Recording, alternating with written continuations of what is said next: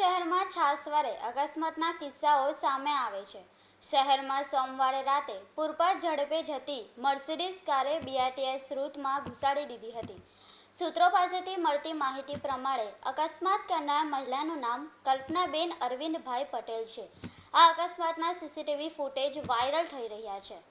Wrong સાઈડમાં ગાડી હંકારી રહેલી મહિલા ડ્રાઈવરે સ્ટીયરિંગ પરથી કાબુ ગુમાવતા અને ગાડી બીઆરટીએસ રૂટમાં ઘૂસી જતા સ્થાનિક લોકો ત્યાં ભેગા થઈ ગયા હતા। લોકો ભેગા થતાં મહિલા ત્યાં જ કાર મૂકીને ફરાર થઈ ગઈ હતી। કારના અકસ્માતના પગલે મહિલાને સામાન્ય ઈજા પહોંચી હતી। સ્થાનિક પોલીસ આ અંગે વધુ તપાસ હાથ ધરી છે।